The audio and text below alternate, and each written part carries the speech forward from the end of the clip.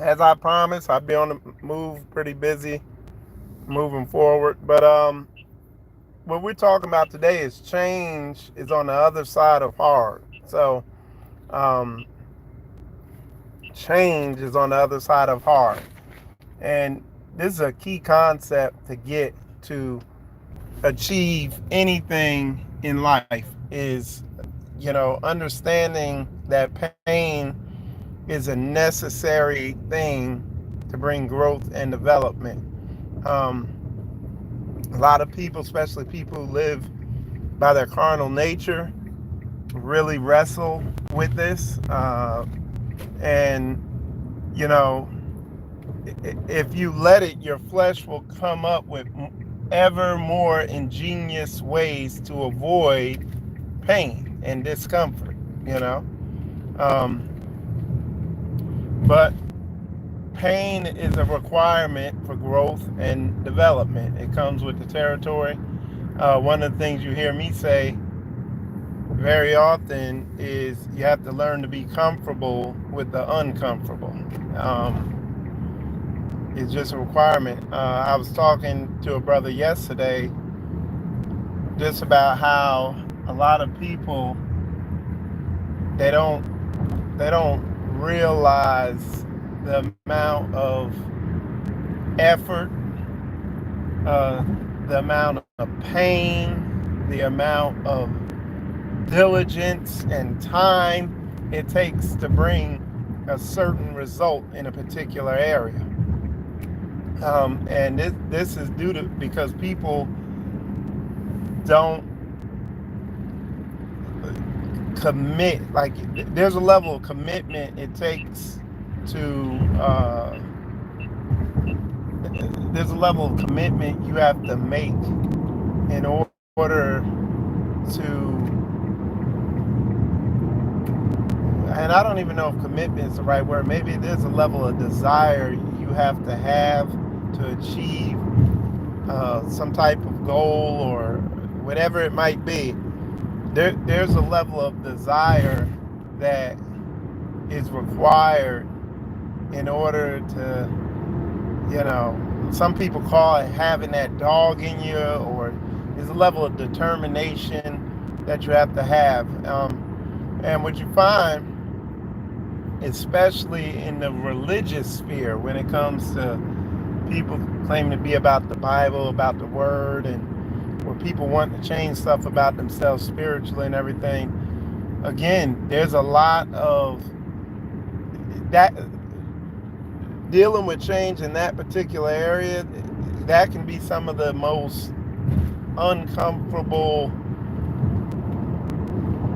things to become aware of and to begin working in when you're like trying to become aware of where you like what you don't see about yourself and stuff like that. That your flesh really kicks against taking that type of look, that type of journey. Uh, things will get in the way. Fear, pride, different things will get in the way of blocking that happening because when you begin looking at yourself, that's where you can be the most effective in bringing change in your life. But it's an area, again, a lot of people, man, it, it's a tough one. It requires a level of diligence that a lot of people just don't know how to muster up. And that brings us to another area of anger, getting angry. You know what I'm saying? Anger is not a sin. In fact, the word tells you, be angry, but sin not. Okay? And that is acting on that anger in an unrighteous way. But you can act on anger in a righteous way. Like I like to say, I'll take the emotion of anger and transform that emotion into diligence. You know, there was a time I got in my life, I got I got frustrated with the way my life was going, and I turned that frustration into anger, and I turned that anger into diligence to persevere and push through what I had committed to changing about myself. You see what I'm saying? So a lot of people, they come into this with like a Christian religious mindset, and in that Christian religious Greco-Roman Catholic mindset, oh, anger is evil, you should only feel good. And when the reality is all these emotions are healthy uh, when they're expressed in a righteous way. When you look in the Word, the Most High, he got jealous. The Most High got anger. He got angry. Okay, he experiences, when you read through the Word, the Most High has the whole spectrum of emotions, just in a righteous way. So that's a big part of it. And another thing, though, I see a lot of people, they're so out of tune or out of touch with themselves. So they have went so long in life without truly looking at themselves that they don't even know why they are angry. Like, if you're angry and and when I say you don't know why, you might, like, you see a lot of people, they'll get angry at somebody else and it'll really be eating at them or whatever. But and they think, oh yeah, I'm angry at them, and that's what they call projecting, where you think you're mad at somebody or something or some situation, but under careful self-scrutiny, looking at yourself and where that's coming from, you'll find that is really coming from you, something going on inside of you, and it's just something to, it's a place to search and look. I'm not saying that's the case all the time. Every time somebody's mad, because they mad at themselves, nah. But it is a place to do, some introspection, some self-search, searching within to see if that's where it's coming from.